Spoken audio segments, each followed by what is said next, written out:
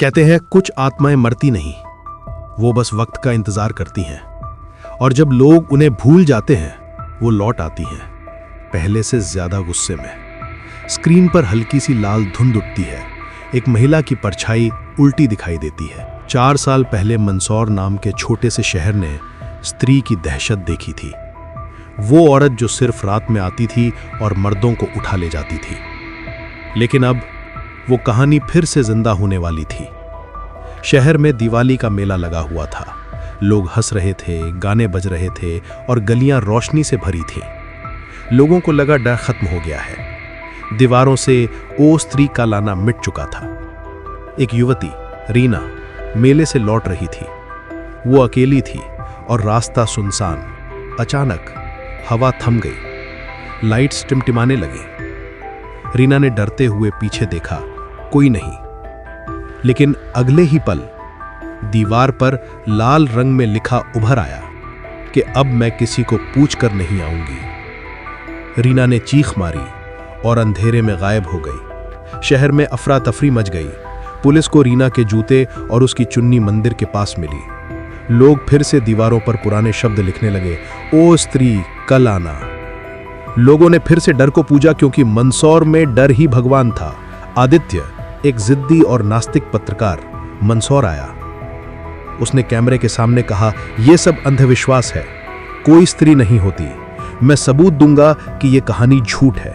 उसका दोस्त करण, एक वीडियोग्राफर, बोला, भाई कभी कभी जो झूठ लगता है वो सबसे बड़ा सच होता है। रात को दोनों शहर के बाहर पुराने मंदिर की तरफ निकले। पुराना मंदिर टूटा हुआ था, दीवारों पर झाड़ियां, टूटी मूर्तियां और हवा में धूप की गंध। मंदिर के भीतर लिखा था, स्त्री सोई नहीं है, वो देख रही है। आदित्य ने कैमरा ऑन किया। यह जगह लोगों को डराने के लिए बनाई गई है। तभी करण ने देखा दीवार पर किसी की परछाई हिली। वो बोला, भाई कुछ हिला वहां।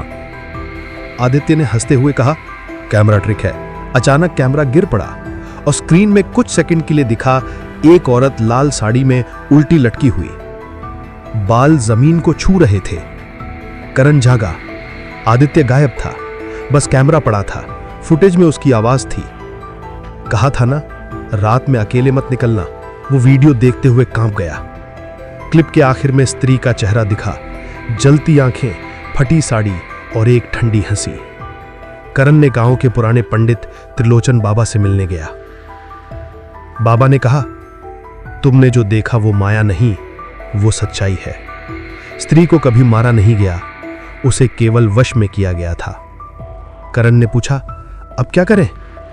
बाबा बोले, अगर किसी ने उसका नाम लिया तो वो उसी जगह लौटेगी, और अब तुमने उसका नाम बार बार लिया है। करण के चेहरे पर डर उतर आया। मतलब वो मेरे पीछे है? बाबा ने कहा, अब सिर्फ भगवान ही बचा सकता है। रात को करण होटल के कमरे में अकेला था। अचानक लाइट्स झपकने लगी, टीवी अपने आप ऑन हुआ। स्क्रीन पर आदित्य दिखा, पर उसका चेहरा काला और आंखें सफेद थीं। आदित्य धीमी आवाज में, तू आया था मुझे ढूंढने, अब मैं तुझे नहीं छोड़ूंगा। करण डर के मारे गिर पड़ा। खिड़की से हवा का तेज झोंका आया और पर्दे के पीछे से वही लाल साड़ी झलकी। फिर आवाज, अब मैं किसी को नहीं छोड़ती। करण दौड़ता हुआ मंदिर पहुंचा। बाबा पहले से वहां थे। उन्होंने कहा, अगर उसे रोकना है तो उसी जगह उसे बांधना होगा जहां से वो आई थी। करण ने मंत्र पढ़ने शुरू कर दिए। हवा तेज होने लगी, बिजली कड़कने लगी। लाल साड़ी में स्त्री हवा में तैरती हुई उतरी। उसकी आवाज चारों ओर गूंजी, क्यों बुलाया मुझे? करण, तेरी आत्मा को मुक्ति मिले। मुक्ति? मैं तो कभी कैद नहीं हुई थी। वो चीखी और पूरा मंदिर हिल गया। दीपक बुझ गए। करण मंत्र पूरा ही करने वाला था कि स्त्री उसके गले के पास आई और बोली, अब तू भी मेरी कहानी का हिस्सा है। सुबह मंदिर खाली था। लोगों ने जमीन पर 2 मोबाइल देखे, एक में आदित्य की पुरानी फुटेज, दूसरे में करण की आखिरी रिकॉर्डिंग। वो मंत्र पढ़ते हुए गायब हो गया था। दीवार पर नया मैसेज लिखा था, ओ स्त्री अब कभी मत आना। लेकिन रात होते ही हवा में फिर वही आवाज गूंजी, कहा था ना रात में अकेले मत निकलना।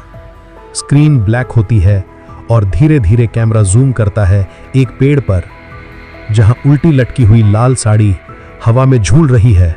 वो बस अपनी अगली कहानी का इंतजार कर रही थी।